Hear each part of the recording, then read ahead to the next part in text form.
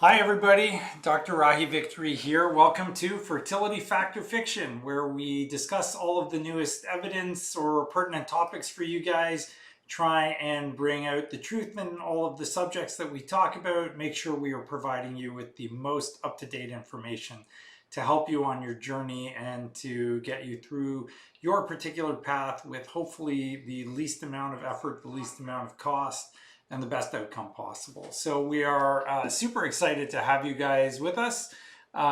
We are going to be discussing an interesting topic tonight, which is all about fibroids. And this came about because a lot of patients keep asking us to review fibroids, and they want to know about how fibroids impact fertility, what they are, should you have them removed or should you not have them removed? When is it important to take care of them? When is it not important to take care of them? So I thought rather than review a study, tonight we would just review fibroids in general and talk about those. So as usual, we always ask for you guys to grab something to eat or drink and settle in, and we'll get into it and talk about all the different things that you can do in regards to fibroids. And hopefully you guys have all had a good week. With some luck, most of us have all been at least initially vaccinated.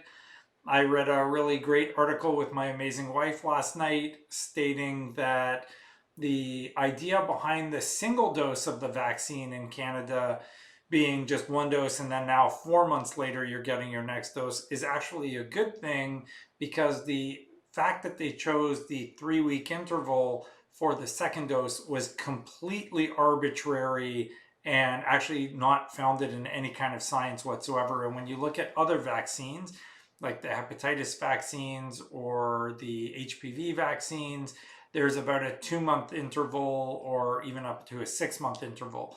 So they're actually saying that we can spread it out over time and still probably get a very good yield from the COVID vaccination. So hopefully that'll work for all of us, get more of us vaccinated, keep more of us safe. And with a lot of luck, it's also convinced my wife to let us bring our daughter back home from overseas, because she didn't want her coming back until she'd been vaccinated. So hopefully we're in the first steps of getting everybody vaccinated. If you have not gotten your vaccine yet, please try. If you are eligible, if you are pregnant and you're wondering if it's safe, it is safe. It is no different than actually acquiring COVID, which, with the exception of the actual infection having a tendency to cause problems with preterm delivery or the babies being a bit smaller, if you're really aggressively infected, there are no side effects from COVID infection, and therefore there are even fewer side effects from COVID vaccination. So get vaccinated if you can. Okay, so we're going to talk about fibroids. So the reason this is a particular area of interest for me is that when I was doing my fellowship in infertility, my instructor, the amazing Dr. Michael Diamond, came to me and said, I want you to write a chapter for a textbook. Now, obviously, I'd never written a chapter for a textbook before. Daunting task. I had to spend about 6 months just reading and researching for this, reviewed 262 articles, and then wrote about 100 pages for this textbook, all of which had to be compiled into this, compressed format after they asked us for revisions and edits and so on. So it was kind of an A to Z on everything related to fibroids. And so I wanted to share some of that knowledge with you guys, because I've stayed abreast of that knowledge and stayed on top of it, and we can go over all of the different elements of what we do and how we do it and so on. And I think, unfortunately, there's a lot of misinformation out there about fibroids. And people think that they're not necessarily in need of treatment, but frequently you actually could be. So let's just start with what fibroids are. Fibroids are benign, smooth muscle tumors of the uterus that are very, very common. So what does that mean in English? It's basically a very firm rubber ball stuck in the middle of your uterus that are very common in a lot of women. They do not cause cancer. They don't become cancerous. There is a version of the fibroid that is malignant called a leiomyosarcoma, but it's present in a very, very small number of women, and it tends to have differences in the way it looks and certainly in the way it behaves. So they should be reasonably distinguished from normal fibroids, but not always, and we can be fooled at times. So with the fibroids, these benign tumors of the uterus, what happens is one single muscle cell from the wall of the uterus becomes a sort of abnormally growing tumor-like process, and it just keeps multiplying and multiplying until it turns into this sort of ball of cells. It's the same type of cell that the uterine muscle is made out of, but because it's just one, it can actually distinguish itself, and they're very compressed and firm, often very solid. You can have tiny, tiny little ones, or you can have great big huge ones. They come in all sorts of different shapes and sizes. Sometimes the fibroid has other little lumps and bumps growing off of it. Sometimes it's perfectly round, sometimes they're not. It all depends on where it's located. The location is very interesting as well. So you can have fibroids that are located inside the cavity of the uterus. We call those submucosal. I'm hoping Tara can pull up a picture while we're talking, but I don't know if you can do that or not. So we have the ones that are inside the cavity of the uterus. This is where your endometrium is, which sheds every month with your period. This is where the baby grows and so on. You can have them in the wall of the uterus. So that part is called intramural, mural being the Latin word for wall, and so it's intramural, meaning in the wall. You can have them just under the outer surface of the uterus, and that's called subserosal, or you can have them where they are kind of dangling off the outside of the uterus, and those are often called pedunculated. There are mixtures of them where it can be kind of halfway in the cavity, halfway in the wall, or halfway out of the uterus and halfway in the wall, and so on. Or you may actually have ones that detach from the uterus and implant in other places, and they can get their blood supply from there. They usually start off as the pedunculated version. It detaches early on by sticking to the bladder or the abdominal wall or so on. So those are pretty rare, but we do see them every once in a while. Depending on where the fibroid is located and how big it is, it can actually impact your fertility. So if they're pedunculated and they're just sticking off the outside of the uterus, there is generally no impact on your fertility whatsoever, unless it's really pressing on a fallopian tube or the ovary, which is extremely uncommon. I've actually never seen one do that before, although I'm sure it could. If it's under the sort of outer surface of the uterus, the ones we call subserosal, those also generally do not cause any problems in terms of fertility, unless again it's in an awkward location where it's pressing on a fallopian tube or obstructing a fallopian tube. And certainly in those locations, it is possible that it's a problem.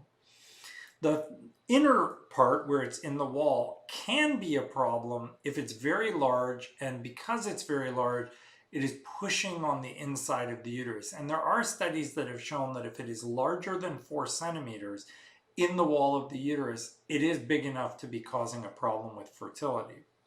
The ones that are inside the uterus, or even partially inside the cavity of the uterus, the submucosal ones, those ones definitely, in almost every study, have been shown to decrease your implantation rates and increase your rates of miscarriage quite significantly, so that the implantation is usually reduced anywhere from about 50 to 70%, and the miscarriage rate is generally doubled.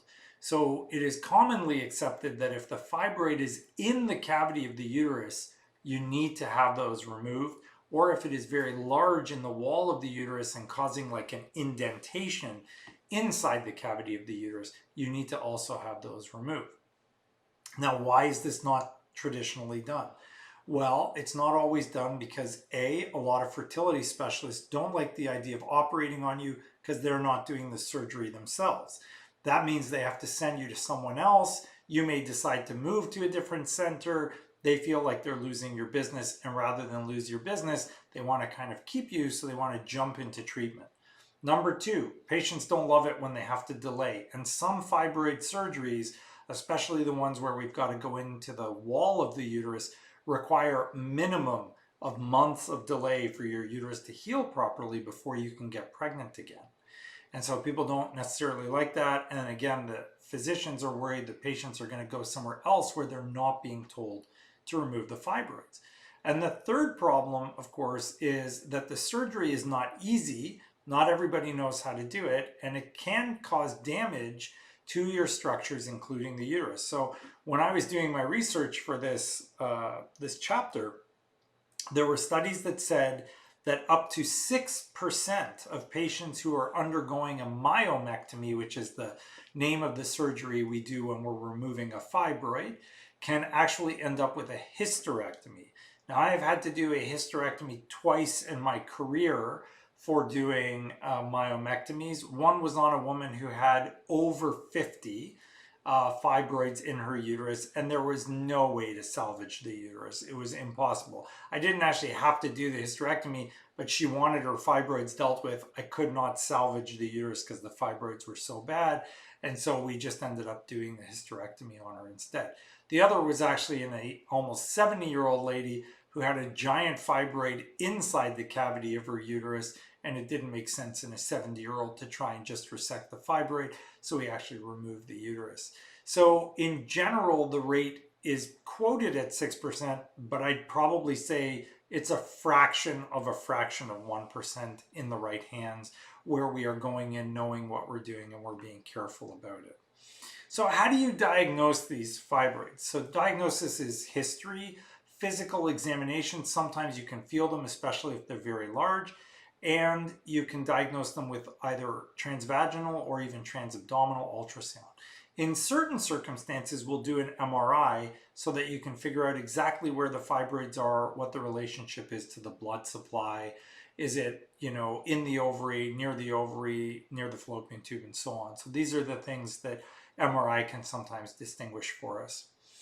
Once you've diagnosed it, the question then becomes also, what are the symptoms? So in most women, they'll have no symptoms if they're very small. Common symptoms are heavy bleeding, pressure, pain, spotting if it's inside the cavity of the uterus. That's very common. You can have problems with pressure on other organs. So it can press on your bladder, make you pee more frequently. It can press on your bowel, make it more difficult or feel like you have to strain to have a bowel movement. And certainly some of them can cause pain, especially if some of the weirder things happen, like they begin to degenerate in the center of the fibroid, because if they outgrow their blood supply, the middle of the fibroid can have almost like a fibroid heart attack. It dies, and when it starts to cavitate, it can cause a lot of pain and discomfort. You can also get infected fibroids from that same type of process. If it's inside the cavity of the uterus, there are some women that will actually deliver the fibroid just like they're delivering a baby. That's called a prolapsed fibroid. It's actually fairly dangerous because they get infected and it's still attached, and those patients can become septic very, very quickly. So those are some of the sort of more common complications we might see in various types of fibroids. You can have degeneration, pain, and so on. If you're pregnant and you've got fibroids, there's a very well-known phenomenon where the fibroid outgrows its blood supply, the center of it dies. It's called red degeneration, and that can cause quite significant pain during the pregnancy, sometimes some spotting and bleeding, and it can really be debilitating. So hospitalization is often necessary for that kind of process. Okay, so we know what symptoms you might have. We know what kind of diagnostic tools we're going to use. How do we treat them? So if they're small, they're not in the way, they're not bothering you, you don't have symptoms, you don't need to do anything for your fibroids. You can leave them alone.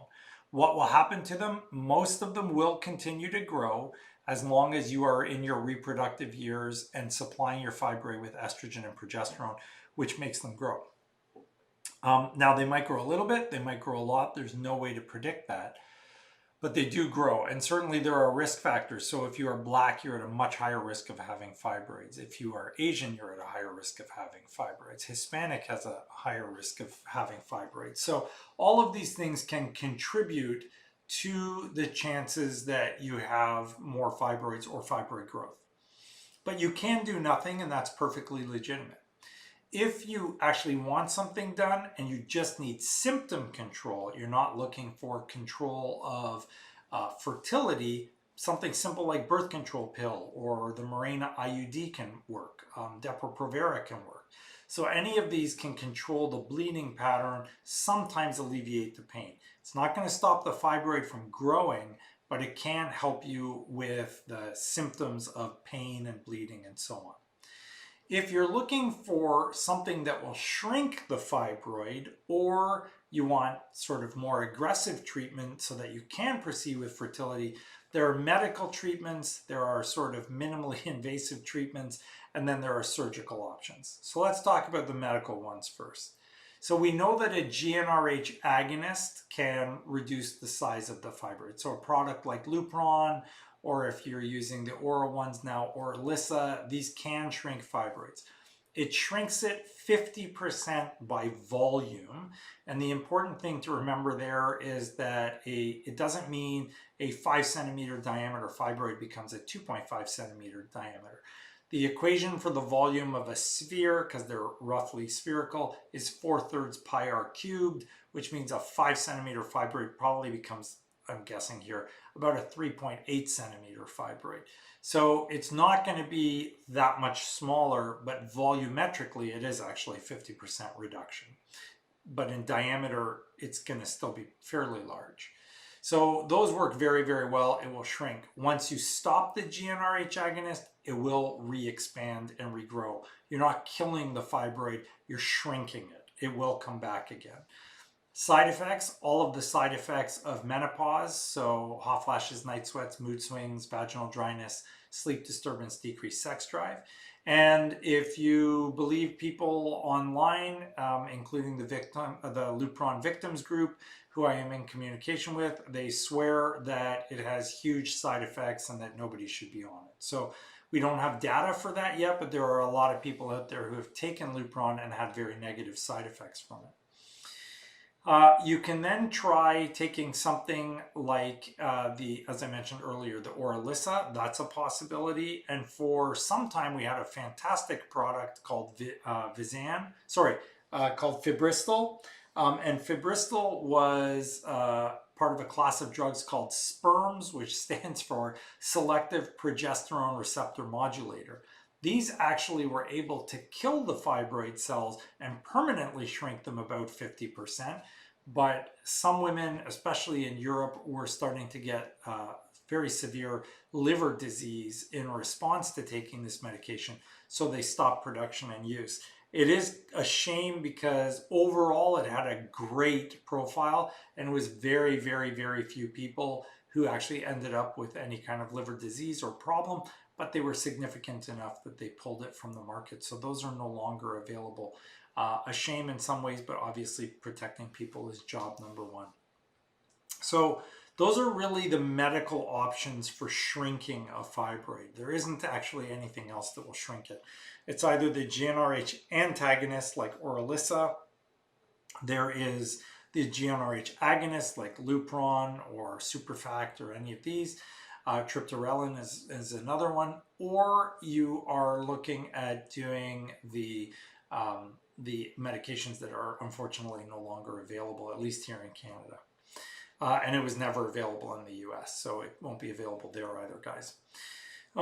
The next stage is the minimally invasive treatments. So there are a couple of different approaches to this. There are some devices that have been designed for laparoscopic treatment. One is called HALT or Accessa. I don't know if it's still in production. It was super complicated to use. We were going to be one of the sites that did it. They backed out of the study at the last minute. It was very, very complicated technology. I'm not even really sure it was worth it. So that was one approach to it. There is ultrasound or MRI guided high frequency ultrasound, or HIFU as they like to call it. So that can kind of kill the fibroid. It turns it into more of a jelly consistency. It does shrink them a little bit, but you're not actually removing the fibroid. So if it's very big and it's deflecting the inside of the cavity, you may or may not get the result that you want from doing something like that. The advantage is it's non-surgical, but it doesn't always work for what we want it to do. Next option is to do either a uterine fibroid embolization or a uterine artery embolization. So with this, you're actually either selectively blocking the blood supply to the fibroid, or you are blocking the entire blood supply to the uterus. So blocking the blood supply to the fibroid can work quite well. you get, again, about a 50% volume shrinkage. And it tends to have one significant side effect, which is awe-inspiring pain, but it will dissipate after a while, and otherwise there are not a lot of problems from it. Depending on the location of the fibroid, it may or may not be okay to do. You mainly are doing them for the ones that are in the wall or just under the outer surface. If it's pedunculated, you cannot. If it's predominantly outside of the wall, you cannot. And it can cause a lot of inflammation, which can then cause adhesion. So these are some of the things we worry about when we're doing this. If you want to do uterine artery embolization, let's say you're chock full of fibroids, that has very significant negative effects on pregnancy. No one who is interested in pursuing pregnancy should do a uterine artery embolization. It can, in women over the age of 35, also significantly decrease your ovarian reserve, because the particles that they use to block your uterine arteries can actually float up into your ovarian blood supply and block the ovarian blood supply. So not a good idea for some women, reasonable in others, but only if you're not trying to get pregnant.